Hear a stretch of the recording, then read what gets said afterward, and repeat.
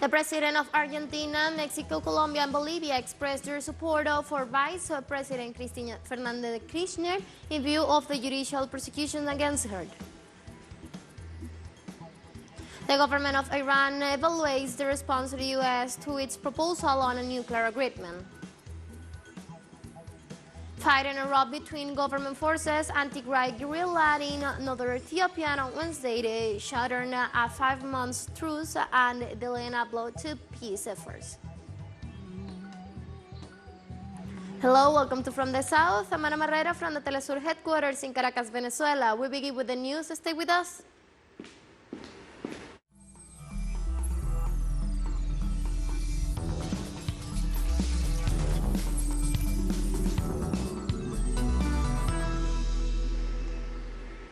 The President of Argentina, Mexico, Colombia, and Bolivia expressed their support for Vice President Christina Fernandez in view of the judicial prosecution against her. The Latin American leaders state that the judicial siege against Fernandez has the sole purpose of separating her from political life. The head of state announced that the judicial processes incurred in triple irregularities that violates the due process and legal guarantees in the nation. The president said demanded to take into consideration the conclusions of the United Nations Special Rapporteur in 2018, which questioned the independence of the journalists involved in the case against Christina Fernandez. In Brazil, former president and candidate Luiz Inácio Lula da Silva increased his electoral presence to the 30% over Jair Bolsonaro among voters benefit from the Auxílio Brasil program. In view of the controversy over the electoral use of social benefits by the Bolsonaro administration, the firm Kizengial undertook an opinion survey among beneficiaries of the Auxílio Brasil program. Data found that between July and August, the contender from the Workers' Party went from 52 to 57% in this statement of the electorate, while preferences from current President Bolsonaro has dropped from 29 to 27%.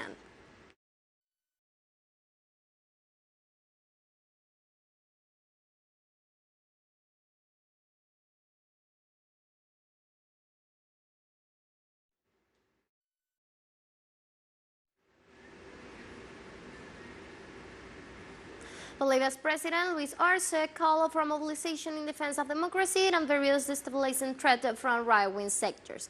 The head of state called for rallies with the support of the sectors during his participation in the tribute to the peasant leader Bertolina Sisa in the municipality of Zapajiqui and La Paz.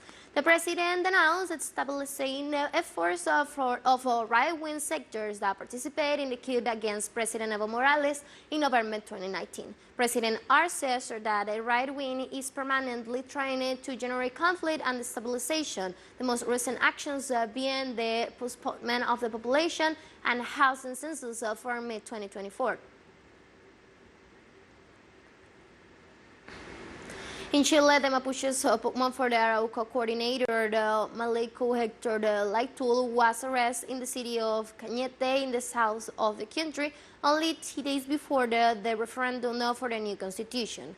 Hector Laitul is spokesman and leader of one of the oldest autonomous organizations of the Mapuche people in the country, which recovers the land sites by forestry companies to give them back to the Mapuche people. The indigenous leader will be indicted this Thursday in the city of Temuco, where the term of the investigation and the charges against him will be announced. Among them, the appropriation of lands, art trafficking, and timber thief. His detention comes 4 years after his last arrest in 2018 under the government of Michelle Bachelet.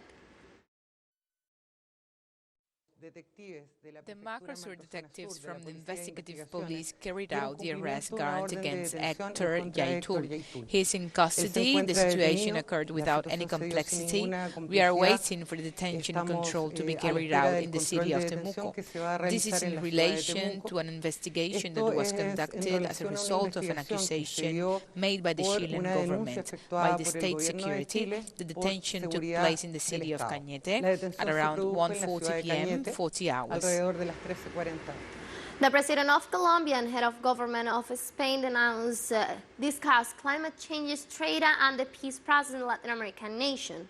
Colombian President Gustavo Petro received on Wednesday in Bogota the head of government of Spain, Pedro Sanchez, in the framework of an official visit. Petro affirmed that a peace process in Colombia between the government and the leaders of the National Liberation Army counts on the support of the Kingdom of Spain. The peace talks were suspended by former President Iván Duque in January 2019. Meanwhile, Sanchez reaffirmed his government's commitment to support Colombia in the eventual peace talks with irregular armed groups. In El Salvador, relatives of people detained during the emergency regime mobilized to denounce the continuation of arbitrary arrests by the Army and National Civilian Police. Demonstrators gathered on Wednesday in the vicinity of the Human Rights Ombudsman's office. They demand that the state of exception in force in the country since March 27, 2022 be repealed as soon as possible, after stating that more innocent people are being unjustly detained. They also ask President Nayib Bukele to intervene to allow them to see their detained relative in prison.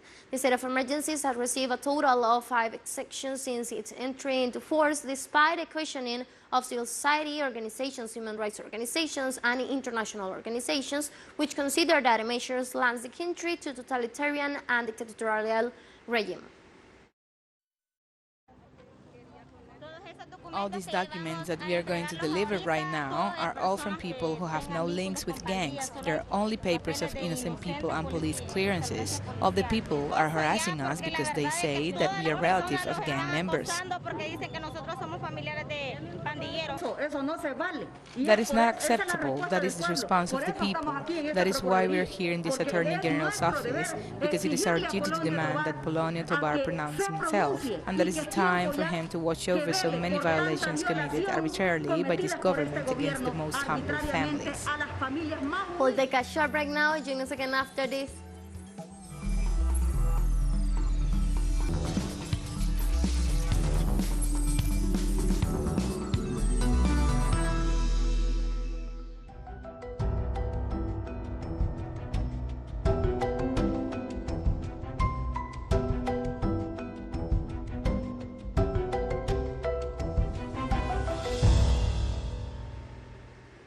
Welcome back to From the South. The Russian government worked to contain the forest fires that have consumed 12,000 hectares on the Ryazan region.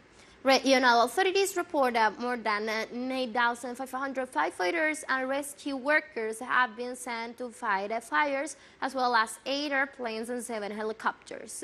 Experts blame climate change for a series of forest fires across Europe in a summer of unusually hot temperatures, and Russia has been no exception, with several fires in Siberia and the Far East. President Vladimir Putin reported that Western Russia is facing a difficult situation and warned that smoke from forest fires is reaching Moscow due to the strong winds.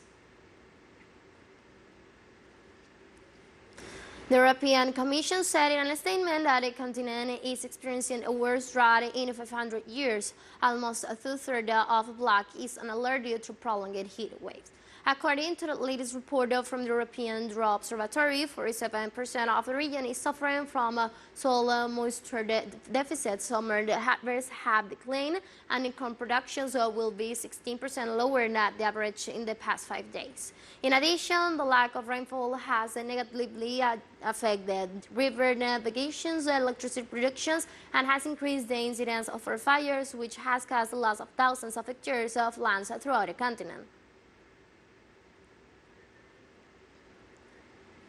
The flash erosion pushed cousins many-year index fell to a 26-month low of 49.7 in August, according to a report published by the Rating Standard & Poor's.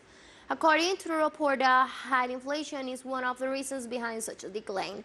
In addition, the flash PMI in the service sector of the Eurozone stood at 50.2 in August, the lowest in 17 months. The report noted that continuing weakening of the manufacturing industry, accelerated construction of the service sectors, and the rising of inflation and interest rates have put an increasingly big pressure on the demand side.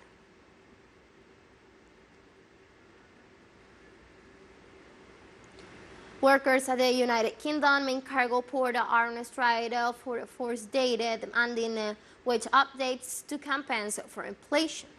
Nearly 2,000 employees at Great Britain's large container port of Felixstowe, including grain drivers, machine operators, and stevedores, went on a strike for 8 days on Sunday, August 21st, the first strike at Felixstowe since 1989. The strike comes at a time when decades of high inflation is intensified and the cost of living in the crisis in the country. Workers are demanding more than 7% pay rise and warn that stoppage could last until December if they're not here.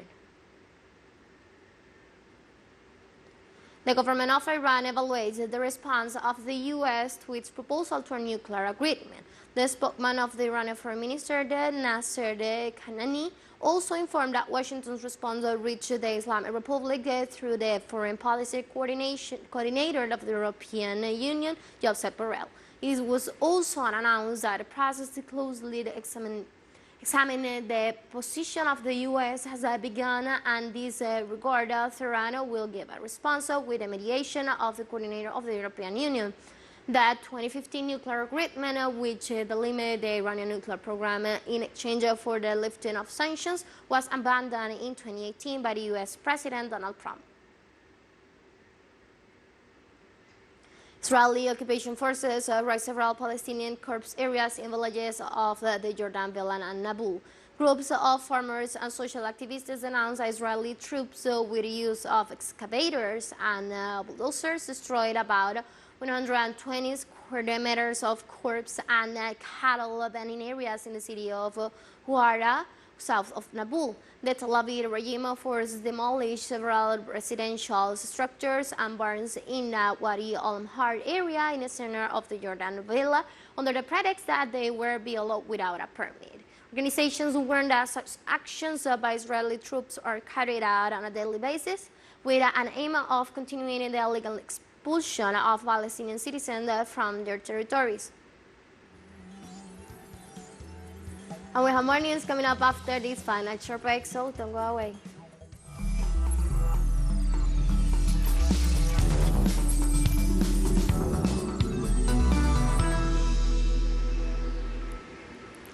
Welcome back.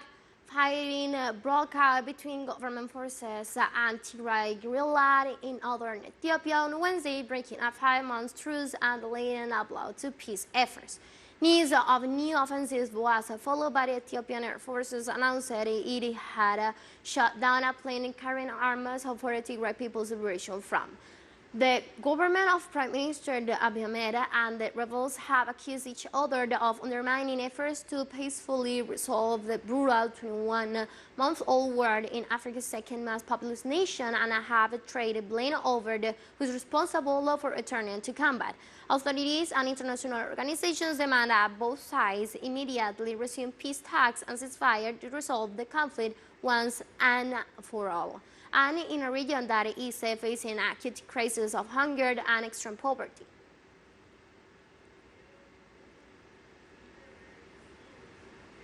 United Nations Secretary General Antonio Guterres said he was deeply shocked and saddened by the news of the resumption of hostilities in Ethiopia after the government and Tigray's guerrillas resumed hostilities. I am deeply shocked and saddened by the news of the resumption of hostilities in Ethiopia. Ethiopians, Tigrayans, Amaras, Oromos, Afars have already suffered too much. My strong appeal is for an immediate cessation of hostilities and for the resumption of peace talks between the government and the TPLF, with, at the same time, the full guarantee of humanitarian access to people in need and the reestablishment of public services.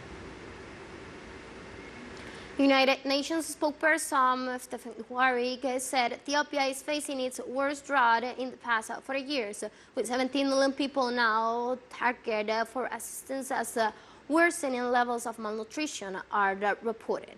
Speaking to journalists in New York on Wednesday, the United Nations officials said that at least over 24 million people in Ethiopia have received humanitarian assistance this year, including more than 20 million people receiving food aid, more than 3 million agricultural assistance, and more than 3 million water, sanitation, and hygiene services. Buhari told journalists that parts of the country face a risk of flooding in the coming weeks, and more than 1.7 million people are likely to be impacted, including more than 400,000 men, women, and children at risk of displacement. Protesters marched to one of South Africa's main government buildings in Pretoria on Wednesday, backing a national strike called by the country's largest union over high inflation and power cuts. Hundreds of people blocked roads in the capital as they walked to the union buildings where the presidency is located, demanding the government tackle rise and living costs to prevent economic collapse. Protests in other parts of the country were much smaller. However, the union calls for the national shutdown largely ignored. South Africa has been battered by the high unemployment and soaring inflation, a wave of blackouts caused by the breakdowns and capacities, shortfalls at state energy, poverty, and snow. The union's demands include a minimum wage increase, more investment in public services such as hospitals and schools, and better public transport. Calling those who are in power, both in government and in the private sector, to, as they make decisions, they must think of the majority of the working class. Commodity has gone up, so we are struggling as workers. So that's the reason why I'm here. The fuel price has gone up, the food price, I'm the breadwinner at home, so I'm now struggling to support my family. Vote counting began on Wednesday in Angola after the polls closed in what is considered the most competitive votes in the country's history. All the votes have been cast, said Lucas Quilundo, spokesman for the Angola Electoral Commission after the polls closed. We can consider that the elections have been a success and have been carried out in an exemplary manner, he said. Results are expected in a few days. In previous elections, the results have been counted in a process that could last several weeks. The two main political forces, the ruling Movement for the Liberation of Angola and the National Union for the Total Independence of Angola, are the two main political forces whose candidates led in previous elections.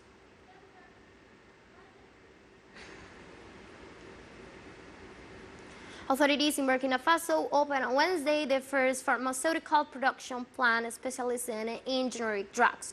Officials reported that the pharmaceutical plant was built by the private sector, the unnamed Pharma, in the municipality of Komsilgad on the Turkish capital of Ouagadougou.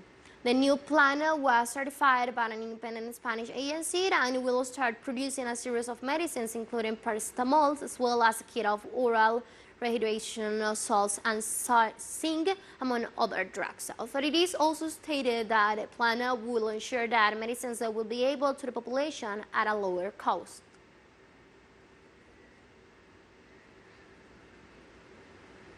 teleSUR English continues to grow. It is still and reaches Europe, and you can order it from your cable dealer or tune it yourself. These parameters that you see on the screen are in place as the letter first, and quite soon, the changes will be implemented for the signal in the Middle East and Africa. Now, more than ever, the world connected to us and our stories are being heard all around the globe. This news multi-platform will continue providing trustful content to oppose the Yemeni's media's narrative and our faithfulness to our audience.